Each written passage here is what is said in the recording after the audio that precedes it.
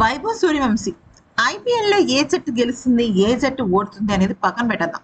కానీ super sensation మాత్రం వైభవ్ సూర్యవంశీ. ఎందుకనంటే ఆ పిల్లోడు కొడుతున్న షాట్స్, అతను రికార్డులు ఇవన్నీ చూస్తుంటే అసలు మనం చూస్తున్నది 15 ఏళ్ల బుడ్డోడినేనా అని అనిపిస్తుంది. అయితే ఇక దీనిపైన కొత్తగా ఒక రచ్చ కూడా స్టార్ట్ అయింది. చాలా మంది ఈ బుడ్డోడికి 15 ఏళ్ళు కాదు, వీళ్ళు వయసును దాచేశారు, బీహార్ లాంటి రాష్ట్రాలలో ఈజీగా బర్త్ సర్టిఫికేట్ ని మేనేజ్ చేయొచ్చు అంటూ రకరకాలుగా మాట్లాడుతున్నారు.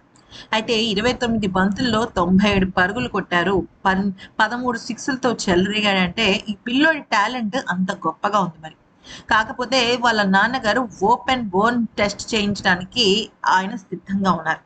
ఒక మనిషి ఏజ్ ని మనం ఖచ్చితంగా ఆ అబ్బాయిలో ఉన్న బోన్ కి సంబంధించి టెస్ట్ చేస్తే ఖచ్చితంగా అతని ఎటువంటి ఏజ్ అనేది అర్థమవుతుంది.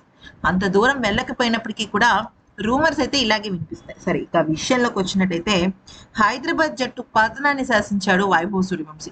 వైభవ్ సూర్యవంశీ ఉన్నాడా మ్యాచ్ గెలిచేసినట్టే. కానీ వైభవ్ సూర్యవంశీ అవుట్ అయ్యాడా అంటే మాత్రం ఆ రోజు జట్టు కష్టాల్లో పడినట్టే. ఈ నేపథ్యంలో హైదరాబాద్ జట్టు వైభవ్ సూర్యవంశీని అవుట్ చేయకపోవటం వల్లే ఈ గోలంతా జరిగింది.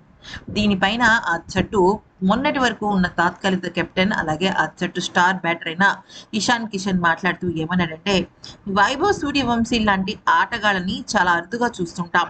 తనకి ఆట అలాగే తన పర్సనల్ లైఫ్ తప్ప ఇంకొక ధ్యాస లేదు. నిజానికి ఆ అబ్బాయిని చూసి మేము చాలా నేర్చుకోవాలి. తను కొడుతున్న షాట్స్ నిజంగా ఎలా ఉన్నాయంటే బౌలర్లు ఒక్క నిమిషం ఆగి ఆలోచించి భయపడాల్సిన అవసరం ఉంది. అంత భారీగా షాట్స్ ఆడుతున్నాడు. నిజంగా ఎటువంటి వాళ్ళైనా సరే అతని ఆటకు ఫిదా అవ్వాల్సిందే. ఇక ఆ తర్వాత ఇషాన్ కిషన్ ఇంకొక మాట కూడా అన్నాడు. అటువంటి ఆటగాడిని చూసి మేము ఓడిపోయినా సరే మా జట్టు మొత్తం అంతా కూడా చాలా ఇన్స్పైర్ అయ్యామంటూ చెప్పుకొచ్చాడు. ఆ తర్వాత ఇక దీనిపైన అభిషేక్ శర్మ వ్యాఖ్యానిస్తూ ఏమన్నాడంటే, నిజానికి ఆ అబ్బాయి ఆడుతున్నప్పుడు మేము చాలా టెన్షన్ పడ్డాం. ఎందుకనంటే అతను ఏకంగా డబుల్ సెంచరీ కూడా కొట్టగలిగే సత్తా ఉన్నవాడు. కానీ విషయం ఏంటి అంటే అతను ఎప్పుడైతే ప్రఫుల్ హింగే వేసిన బౌలింగ్ లో అవుట్ అయ్యాడో తను బాధ చూసి తను పడుతున్న ఆతృత చూసి ఏడుపు వచ్చింది. ఎందుకనంటే నేను కూడా ఒకప్పుడు ఆ స్థానంలో ఉన్నవాడిని. అయితే కరెక్ట్గా జస్ట్ 2 to 3 రన్స్లో సెంచరీ మిస్ అయితే ఆ బాధ నరకం కన్నా ఎక్కువగా ఉంటుంది. అతను ఏడుస్తుంటే నాకు ఏడుపు వచ్చింది. అందుకనే దగ్గరికి వెళ్ళి తనని కన్సోల్ చేశాను.